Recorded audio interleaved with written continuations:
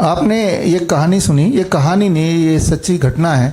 और इस घटना के जिसको थोड़ा भी शक है कि ये कहानी बना के बताई जा रही है, तो मैं तो ये बोलता हूँ कि bishop.com/cancer में जाके आप सारे जो हॉस्पिटल्स के नाम लिए या जो रिपोर्ट्स के नाम लिए वो सारे आप खुद चेक करें, और ज़रूर चेक करें, because it's a matter of life and death. याद रखना होगा कि हम सबके बॉडी में कैंसर सेल होते ही हैं, लेकिन वो कैंसर सेल हमें मारेंगे या हमारे साथ ही चलते रहेंगे, ये निर्भर करता है कि आप उसके साथ क्या करते हैं। ज़रा मैं छोटा सा एग्जांपल देके समझा देता हूँ कि कैंसर सेल कैसे होते हैं। वो इस वक्त जितने भी लोग यहाँ पे हैं जो लाइव कर रहे हैं, या हमारे पत्रकार लोग, या जो लाइव देख रहे हैं, मुझे याद रखिए, हम में से हर एक के बॉडी में cancer cell any point of time होता ही है। अब मान लीजिए डॉक्टर बोलेगा पेट स्कैन कराओ, बायोप्सी कराओ, तो एक्चुअली मान लो ये ट्यूमर है, ये गांठ है, जैसा कि इंदिरा जी के केस में बोला गया है कि भाई इसको तो भाई हमें बायोप्सी कराना चाहिए, इसका तो भाई कीमोथेरेपी कराना चाहिए, सर्जरी कराना चाहिए। अगर इस गांठ है, इसको मैं सर्जरी करा के निकाल दूंगा, ये 1 हफ्ते बाद हम मिलेंगे तो क्या दिखेगा आपको? कितनी बार भी आप इसको काट दो, कुछ दिन बाद जब आएंगे दोबारा से पेड़, ये ट्यूमर बनता हुआ दिखेगा। लेकिन अगर सही मायने में मैं चाहता हूं कि ये गांठ यानी कि ये ट्यूमर, ये पत्ते गायब हो जाएं, तो मुझे क्या करना पड़ेगा? अटैक यहाँ नहीं करना पड़ेगा, मुझे अटैक करना पड़ेगा नीचे, जहाँ से खुराक मिल रही है इस ट्यूमर को बढ़ने के लिए। अगर मैं, ये बहुत अच्छा बड़ा पेड़ है, लेकिन इसका अगर मैं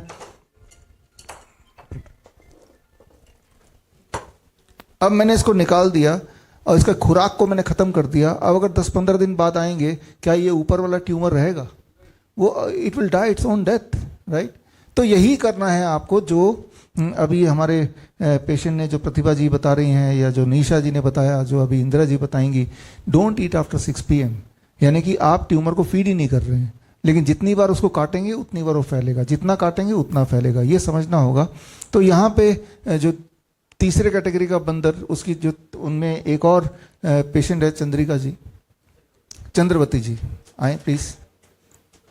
इनके भाई साथ में हैं, इन मदर साथ में है, और इनको बोल दिया गया था मल्टीपल माइलोमा, यानी कि ब्लड कैंसर। ब्लड कैंसर, जितने सारे कैंसर होते हैं उनमें जैसा बताया जाता है, या जैसा आप देखते होंगे कि एक बार ब्लड कैंसर किसी का लिख के आ गया तो वो 2-3 महीने का मेहमान होता है, अगर वो वही करे जो डॉक्टर ने बताया, तो अगर वो बीच में है, राइट? तो ये मल्टीपल माइलोमा का ये केस है। इससे पहले आपने जो केस देखा था प्रतिभा जी का, वो एडिनॉइड सिस्ट कार्सिनोमा था, इजंट दैट राइट? या और उससे पहले जो आपने निशा जी का जो देखा था, उसका एंजियोसार्कोमा। आप देखिए नाम कितने कठिन कठिन नाम है, एंजियोसार्कोमा। इंसान तो बोलते बोलते घबरा जाएगा, जबकि असलियत क्या है? वो छोटी छोटी बातों का ध्यान रखना है। तो फिलहाल हम चलते हैं अगली कहानी की तरफ, और उनके बेटे से आप थोड़ा सा 5 मिनट में, 2-4 मिनट में, पहले का इतिहास और उसके बाद अभी का।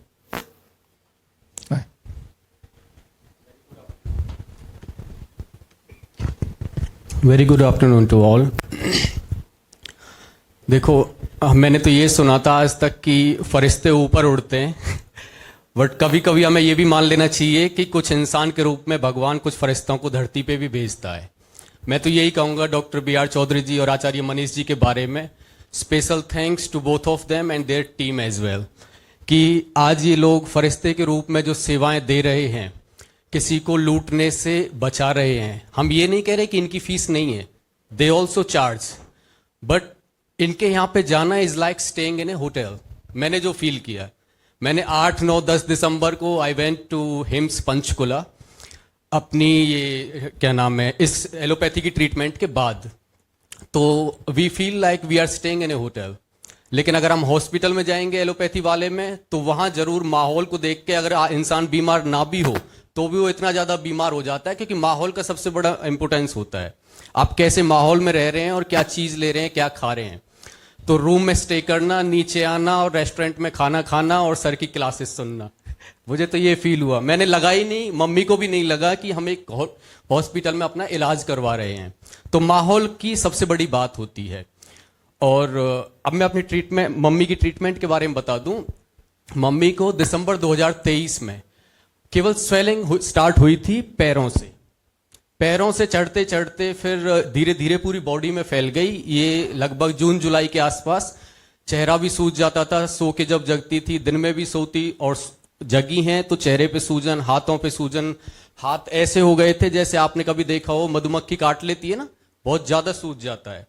1 या 1.5 इंच के करीब सूज स्वेलिंग उस पे आ जाती थी। तो ये दिखाने के लिए केवल हम कि स्वेलिंग है मम्मी को, हम गए सेक्टर 3, ये क्या नाम है, ESI 3 नंबर फरीदाबाद में ही, यहीं से हमने इलाज कराया। तो वहां पे उन्होंने धीरे धीरे, जनवरी से हमारे टेस्ट शुरू हुए और जनवरी से अप्रैल तक लगभग हम 3 महीने वहां पे चक्कर काटते रहे, टेस्ट पे टेस्ट, टेस्ट पे टेस्ट, टेस्ट पे टेस्ट, और डेली होडल से आना और फरीदाबाद तक 1-1.5 घंटे का सफर। मम्मी को चलने फिरने में इतनी दिक्कत कि ना बस में चढ़ पाती ना ढंग से बैठ पाती, लेकिन फिर भी मैंने कि शायद आज समाधान मिल जाए, आज मिल जाए, आज मिल जाए, बट 3 महीने टेस्ट पे टेस्ट, टेस्ट पे टेस्ट वो होते रहे। उनका अपना पुरुषार्थ है, उनका अपना एफर्ट है एलोपैथी वालों का। मैं बदनाम तो देखो किसी को नहीं करना चाहता, बट हम उस टेस्ट से और उस एलोपैथी के इलाज से वी वर नॉट सेटिस्फाइड। हम सेटिस्फाई हुए तो केवल हिम्स हॉस्पिटल और नेचुरोपैथी के जरिए। सर यही बताते हैं कि जो हमारा आयुर्वेद था, जो पहले से हम चीजें खाते पीते आ रहे थे, पहले जो फॉलो करते थे, पहले जो हम लोगों की, हमारे बड़े बुजुर्गों की दिनचर्या थी, हम उसी को अपनाएं। इनका बस ये कहना है, तो इसमें ये कुछ गलत भी नहीं कह रहे।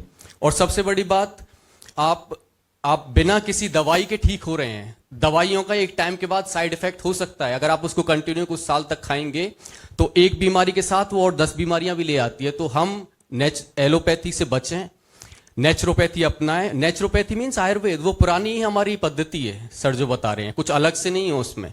बट ये है कि हम और एक बीमारी के साथ 10 बीमारियां नहीं लाएंगे अगर हम एलोपैथी, इसको नेचुरोपैथी को अपनाएंगे तो मम्मी की जो स्वेलिंग पूरी बॉडी में फैल गई थी, इसके इलाज के लिए हम केवल गए तो उन्होंने लास्ट में बायोप्सी मम्मी की बायोप्सी की तो कमर के पीछे से एक टुकड़ा लिया, हिस्सा लिया था, मांस का टुकड़ा, उसका जीबी पंत हॉस्पिटल में report. Bone marrow test is very very painful, इतना डेंजरस था। जब वो हो गया तो नेक्स्ट डे जब हम क्या नाम है, एक बार और जाना हुआ क्योंकि मम्मी ने एक कीमो भी ली। तो बायोप्सी जब हो गई, उसकी रिपोर्ट सप्ताह भर में आई जीबी पंत हॉस्पिटल से। और जब वो रिपोर्ट आई तो उन्होंने कहा कि इसमें हमें कुछ सस्पेंस है, हम इसका बोन मैरो टेस्ट करेंगे। तो हमने वो बोन मैरो टेस्ट भी करा लिया।